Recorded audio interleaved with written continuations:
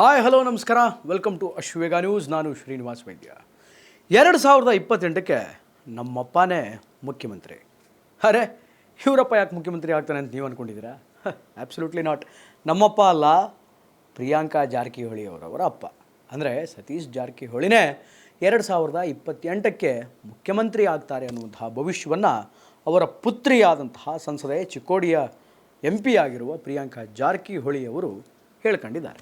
2028 ನಮ್ಮ ತಂದೆನೇ CM ಆಗ್ತಾರೆ, ನಮ್ಮ ತಂದೆಯನ್ನು CM ನೋಡಬೇಕು ಅನ್ನುವಂಥ ಆಸೆ ನಮ್ಮದಾಗಿದೆ ಅನ್ನುವಂಥ ಮಾತನ್ನು ಪ್ರಿಯಾಂಕಾ ಜಾರಕಿಹೊಳಿ ಅವರು ಹೇಳಿದರು. ಯಾಕೆ ಹೇಳಿದರು, ಏನು ಎತ್ತ ಗೊತ್ತಿಲ್ಲ. ಏನೋಪ್ಪ, ಎಲ್ಲ ರಾಜಕಾರಣಿಗಳ ಮಕ್ಕಳಿಗೂ ಅವರವರ ಅಪ್ಪನ್ನ CM ಆಗಿ ನೋಡಬೇಕು ಅನ್ನುವಂಥ ಆಸೆ ಈಗ ದಿನದಿಂದ ದಿನಕ್ಕೆ ಜಾಸ್ತಿ ಆಗ್ತಾನೇ ಇದೆ. ಒಂದು ಕಡೆ ಯತೀಂದ್ರ ಅವರಿಗೆ ನಮ್ಮ ತಂದೆನೇ CM ಆಗಿರಬೇಕು ಅನ್ನುವಂಥ ಆಸೆ, ಮತ್ತೊಂದು ಕಡೆ ಐಶ್ವರ್ಯ ಅವರಿಗೆ DK ಶಿವಕುಮಾರ್ ಅವರು ಮುಖ್ಯಮಂತ್ರಿ ಸ್ಥಾನದಲ್ಲಿ ಕೂಡಬೇಕು, ನಮ್ಮ ತಂದೆ CM ಆಗಬೇಕು ಅನ್ನುವಂಥ ಆಸೆ. ಈಗ ಅದೇ ರೀತಿ ತಮ್ಮ ಆಸೆಯನ್ನು ವ್ಯಕ್ತಪಡಿಸ್ಕೊಂಡಿದ್ದಾರೆ ಸೌಕಾರರ ಪುತ್ರಿ ಪ್ರಿಯಾಂಕಾ ಜಾರಕಿಹೊಳಿ ಅವರು. ಎಲ್ಲೋ ಒಂದು ಕಡೆ DK ಶಿವಕುಮಾರ್ ಮುಖ್ಯಮಂತ್ರಿ ಆಗ್ತಾರೆ ಅನ್ನುವಂತಹ ಸುದ್ದಿಗಳು ಬೆಳಕಿಗೆ ಬಂದ ನಂತರ ಸತೀಶ್ ಜಾರಕಿಹೊಳಿ ಮತ್ತು ಸಿದ್ದರಾಮಯ್ಯನವರ ಸಂಬಂಧಗಳು ಹಳಸು ಹೋಯಿತು. ಅವರಿಬ್ಬರ ಮಧ್ಯೆ ಏನೋ ಬಿರುಕು ಅನ್ನುವಂಥದ್ದು ಉಂಟಾಗಿದೆ ಅನ್ನುವಂತಹ ಮಾತುಕತೆಗಳು ಕಾಂಗ್ರೆಸ್ಸಿನ ಪಾಳೆಯದಲ್ಲಿ ಬಹಳ ಜೋರಾಗಿ, ಬಹಳ ದೊಡ್ಡ ಪ್ರಮಾಣದಲ್ಲಿ ಕೇಳಿಬರ್ತಾ ಇತ್ತು. ಅರೆ, ಸುಮಾರು ವರ್ಷಗಳಿಂದ ಪಾಲಿಟಿಕ್ಸ್ ಮಾಡ್ಕೊಂಡು ಬಂದವರು, ಹತ್ರ 30 ವರ್ಷಗಳ ಸುದೀರ್ಘ ಸಂಬಂಧ ಅವ್ರದ್ದು. ಆ್ಯಂಡ್ ಇಬ್ಬರದು ಐಡಿಯಾಲಜಿ ಸೇಮ್, ಇಬ್ಬರು ಅಹಿಂದ ನಾಯಕರು. ಅವ್ರು ಹೆಂಗೆ ಬೇರೆ ಆಗ್ತಾರೆ ಅನ್ನುವಂತಹ ಪ್ರಶ್ನೆ ಬಹಳ ದೊಡ್ಡ ಪ್ರಮಾಣದಲ್ಲಿ ಕಾಡ್ತಾ ಇತ್ತು. ಒಂದು ಕಡೆ ಸಿದ್ದರಾಮಯ್ಯನವರ ಬಣದಲ್ಲಿ ಕಾಂಗ್ರೆಸ್ಸಿನಲ್ಲಿ ಅತ್ಯಂತ ಪ್ರಭಾವಿ ನಾಯಕರು ಯಾರಾದರೂ ಅವರು ಹಿಂದೆ ಇದ್ದಾರೆ ಅಂತಂದರೆ ಅದರಲ್ಲಿ ಮೊದಲಿಗರು ಸತೀಶ್ ಜಾರಕಿಹೊಳಿ. ಆದರೆ ಭಿನ್ನಾಭಿಪ್ರಾಯ ಯಾಕಾಯಿತು ಅಂತಂದರೆ, ಮುಂದೆ CM ಸಿದ್ದರಾಮಯ್ಯನವರು ಸ್ಟೆಪ್ ಡೌನ್ ಆದಮೇಲೆ ಸತೀಶ್ ಜಾರಕಿಹೊಳಿಯವರೇ CM ಆಗ್ತಾರೆ ಅನ್ನುವಂಥ ಒಂದು ಗಾಳಿ ಸುದ್ದಿ ಇತ್ತು. ಅಂತಹ ಗಾಳಿ ಸುದ್ದಿಗೆ ಸಿದ್ದರಾಮಯ್ಯನವರು ಪುಷ್ಟಿಯನ್ನು ತುಂಬಬೇಕು ಅನ್ನುವಂಥ ಅಪೇಕ್ಷೆಯಲ್ಲಿ ಪ್ರಾಬಬಲಿ ಸೌಕಾರರು, ಅವರ ಕುಟುಂಬಸ್ಥರು, ಅವರ ಅನುಯಾಯಿಗಳು ಇದ್ರೇನೋ ಗೊತ್ತಿಲ್ಲ. ಅಂದರೆ ಸಿದ್ದರಾಮಯ್ಯನವರು ಹೈಕಮಾಂಡಿಗೆ ರೆಕಮೆಂಡ್ ಮಾಡಬೇಕಿತ್ತೇನೋ, ನಾನಾದ ಮೇಲೆ ನನ್ನ ಸ್ಥಾನಕ್ಕೆ ಸತೀಶ್ ಜಾರಕಿಹೊಳಿ ಬರಬೇಕು ಅನ್ನುವಂತಹ ಒಂದು ಅಪೇಕ್ಷೆ ಅವರುಗಳಲ್ಲಿ ಇತ್ತೇನೋ. ಹಂಗೆ ಹೇಳಬೇಕು ಸಿದ್ದರಾಮಯ್ಯನವರು ಹೈಕಮಾಂಡಿಗೆ ಅನ್ನುವಂಥ ಅಪೇಕ್ಷೆ ಇತ್ತೇನೋ ಗೊತ್ತಿಲ್ಲ.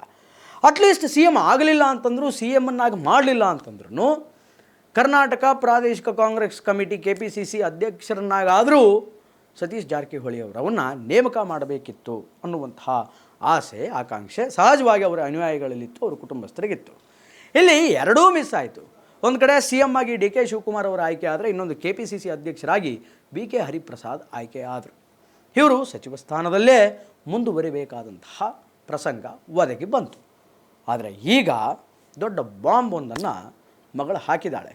ಅಂದರೆ KPCC ಅಧ್ಯಕ್ಷ ಸ್ಥಾನದ ಮೇಲೆ ರೈಟ್ ನಾವು ಈಗ ನಮಗೆ ಆಸೆ ಇಲ್ಲ, ಯಾರನ್ನಾದರೂ ಮಾಡ್ಕೊಳ್ಳಿ, ಆದರೆ 2028ಕ್ಕೆ ನಮ್ಮ ತಂದೆನೇ CM ಅನ್ನುವಂತಹ ಮಾತನ್ನು ಆಡಿದರು.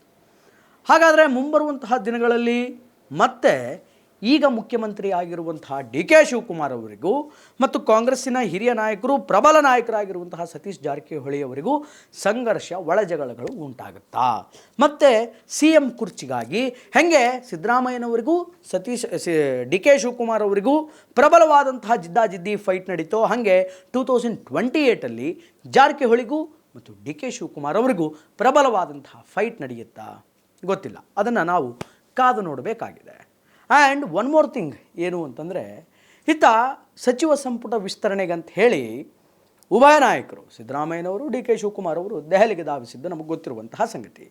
ಅಲ್ಲಿ ರಾಹುಲ್ ಗಾಂಧಿ ಹೇಳಿದ್ದೇನು ಅಂತಂದರೆ, ನಿಮ್ಮಿಬ್ಬರು ಲೀಸ್ಟ್ನಲ್ಲಿ ಸ್ವಲ್ಪ ಏಜ್ ಆದವರು ಜಾಸ್ತಿ ಇದ್ದಾರೆ, ಈ ಬಾರಿ ಯುವಕರಿಗೆ ಚಾನ್ಸ್ ಕೊಡೋಣ ಅನ್ನುವಂಥದ್ದು ಅವರ ಮಾತಾಗಿತ್ತು.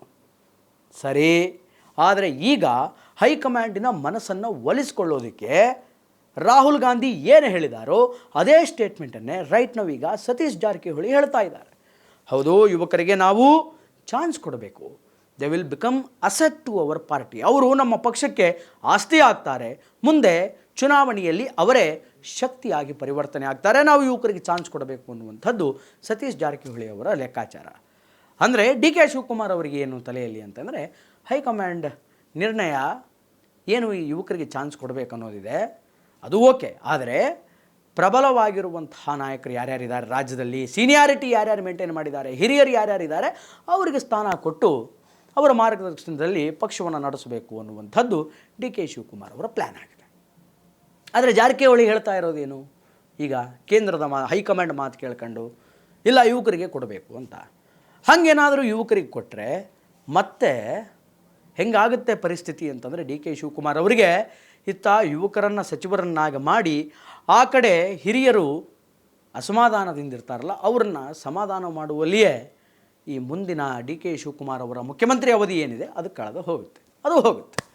ಸೊ ಈ ಒಂದು ಇಕ್ಕಟ್ಟಿನಲ್ಲಿ ಡಿ ಕೆ ಶಿವಕುಮಾರ್ ಅವರನ್ನು ಸಿಕ್ಕ ಹಾಕಿಸೋದಕ್ಕೆ ಈ ಥರ ಪ್ಲ್ಯಾನ್ಗಳು ನಡೀತಾ ಇದೆನಾ, ಅಥವಾ ಮಗಳು ನಮ್ಮಪ್ಪನೇ ಮುಂದಿನ CM ಅಂತ ಹೇಳುವ ಮೂಲಕ ಮುಂದಿನ ಅವಧಿಗೆ ನಮ್ಮಿಬ್ಬರ ಮಧ್ಯೆ ಜಿದ್ದಾಜಿದ್ದಿ ಇರುತ್ತೆ ಅನ್ನುವಂತಹ ಒಂದು ಸಣ್ಣ ಹಿಂಟನ್ನು ಕೊಡಿಸಿದ್ರ ಜಾರಕಿಹೊಳಿ ಗೊತ್ತಿಲ್ಲ. ಅಥವಾ ಮಗಳೇ ಸ್ವಯಂ ಪ್ರೇರಿತವಾಗಿ ತಮ್ಮ ಆಸೆಯನ್ನು ವ್ಯಕ್ತಪಡಿಸಿದಾರಾ ಅದು ಕೂಡ ಗೊತ್ತಿಲ್ಲ. ಬಟ್ ಕಾಂಗ್ರೆಸ್ಸಿನಲ್ಲಿ ಆಂತರಿಕ ಸಮಸ್ಯೆಗಳು ದಿನದಿಂದ ದಿನಕ್ಕೆ ಪ್ರಾರಂಭ ಆಗ್ತಾನೇ ಇದೆ ಮತ್ತು ದಿನದಿಂದ ದಿನಕ್ಕೆ ಅದು ಜಾಸ್ತಿನೇ ಆಗ್ತಾ ಇದೆ. ಇದು ಯಾವತ್ತೂ ಕೂಡ ಕಡಿಮೆ ಆಗಲ್ಲ.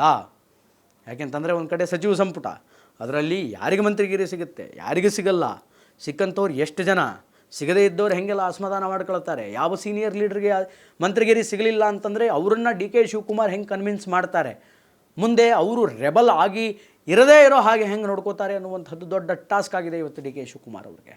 It's the biggest task. ಅದನ್ನು ಹೆಂಗೆ ನಿಭಾಯಿಸ್ತಾರೆ ಡಿ ಕೆ ಅನ್ನುವಂಥದ್ದನ್ನು ಕಾದು ನೋಡಬೇಕು.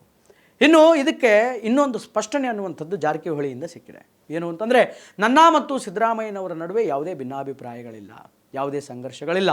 ನಾವು 30 ವರ್ಷದಿಂದ ರಾಜಕಾರಣ ಮಾಡ್ಕೊಂಡು ಬಂದಿದ್ದೀವಿ.